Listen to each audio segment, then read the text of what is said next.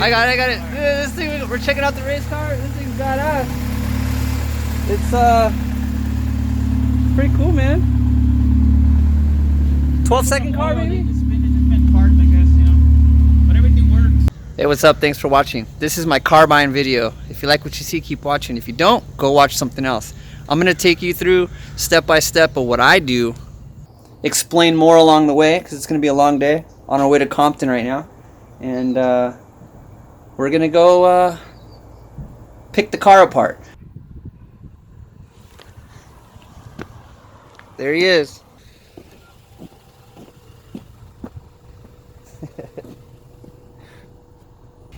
What's up, OG? Yeah.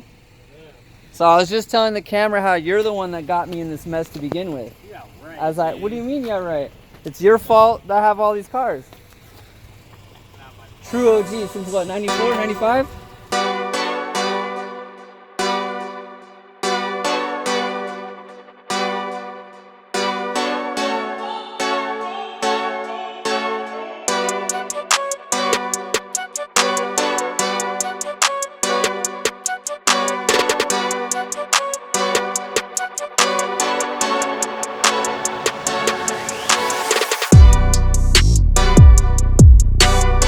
Alright, we made it, 46 in Vermont. Out here with Guti. About to check out I don't know what we're doing. This is crazy.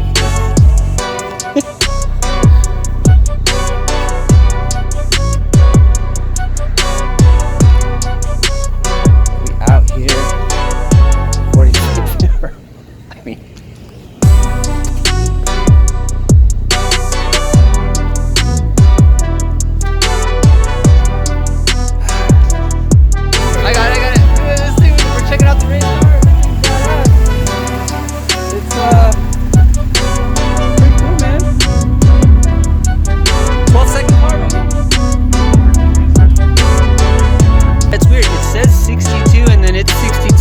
Like I've never seen replacement identification number. Huh. Yeah. That's cool. That's cool. Sweet. Thanks for your time, dude.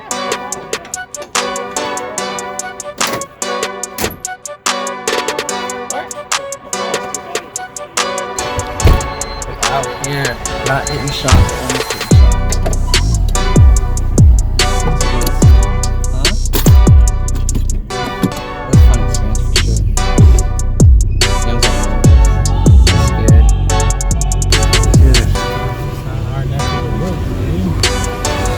I feel right at home, actually. This is what I know. This is why I'm out here, dude. I spend a lot of time around here. And we out. So we're not gonna get it. We're not gonna get it. It was a good experience. Had a nice red valve cover, which is pretty good. That was very good. Can you imagine if people were home with that and shit?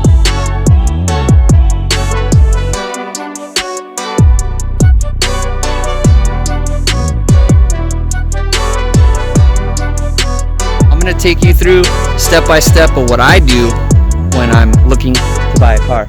This is a stock car, by the way, so we're gonna go over what to look for and key features you want to buy or you want to stay away from, or whatever the case may be. This is a rock stock Honda Civic hatchback.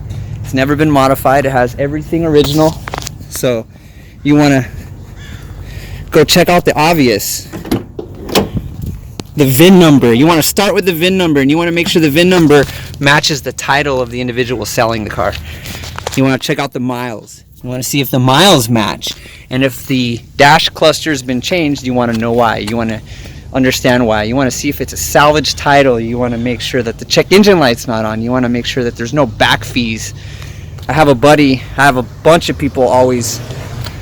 Oh, so here's one of them. The neighbor always asking me stuff. What's up, OG?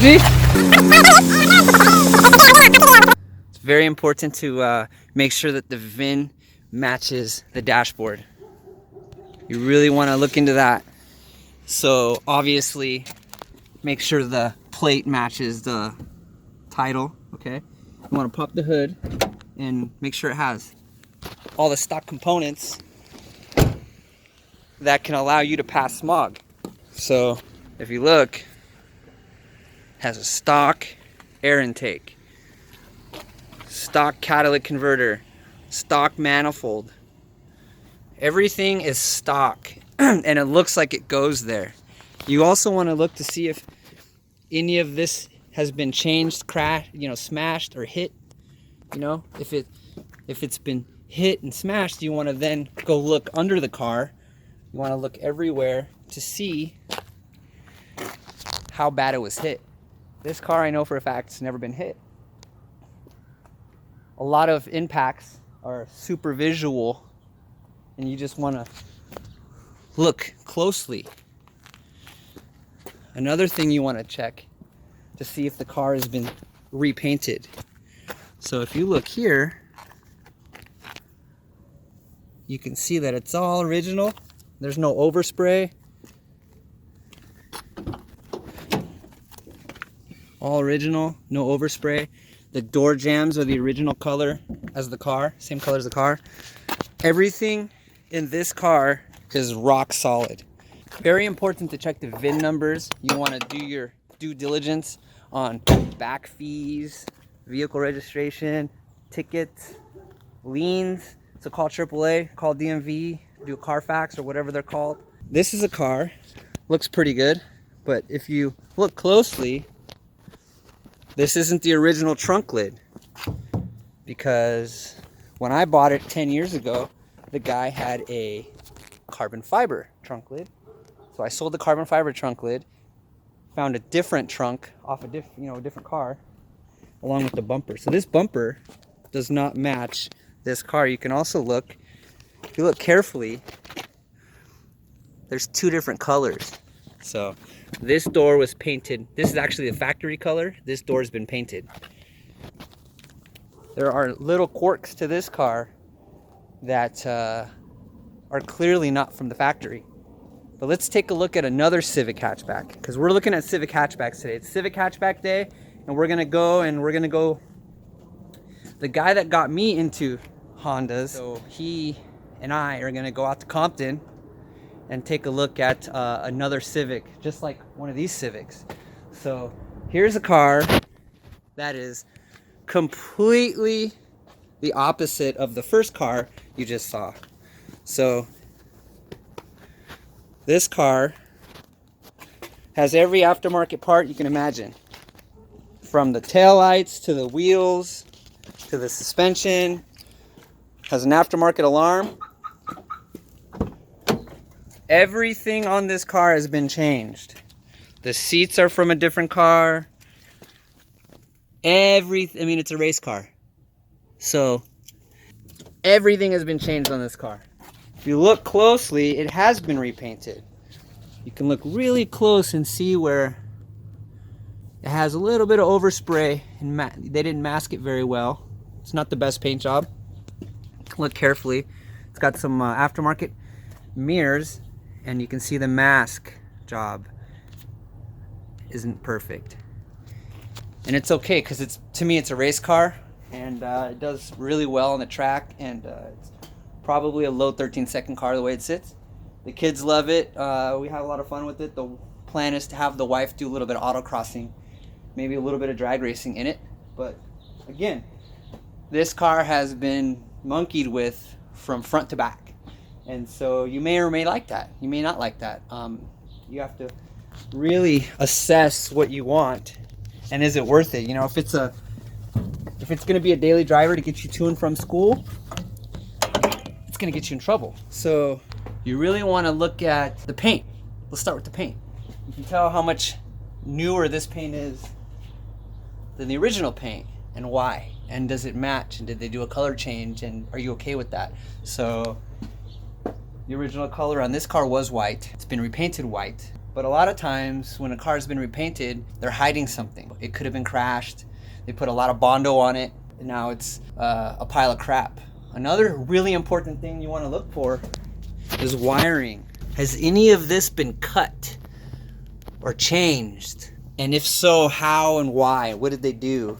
Because the worst thing to get stuck with is a rat's nest or a spaghetti car. I call it spaghetti. You know, a car that's been cut and spliced all over the place. You don't want a car that's been contaminated with wiring issues. This car is perfect.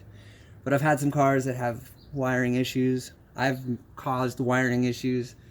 I've bought in cars that have wiring issues. I've been a part of some R&D projects, hundreds of R&D projects. So I can see how it can just steamroll into a disaster. You know, here's some wiring you can look for. HIDs. Does it have aftermarket bulbs and lights? If you don't know what HIDs are, go look. You know, you don't want to have a car that's been completely hacked up. See, there's a idea of something to look for if you see it everywhere. So you can see this is what you call a butt connector, and you want to keep an eye out for stuff like that, right? So you can clearly tell that this has a bigger engine than the car I just showed you. The firewall has a VIN number on it. If you look, there's a VIN number there. It needs to match the one in the door jamb, and it needs to match the one on the dashboard. It's very important. So again, this is a video, what to look for video when buying a car.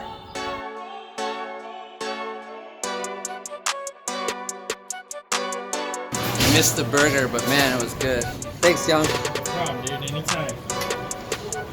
Anytime. All right, so tomorrow at 12? My treat next time. So we're driving on the freeway, and all of a sudden some car in front of us kicks up some big rubber tire thing, somehow hits here and rips his whole bumper lip off. Clean off. Could have been worse. It could have been a big dent. Boom. What a day. What a day.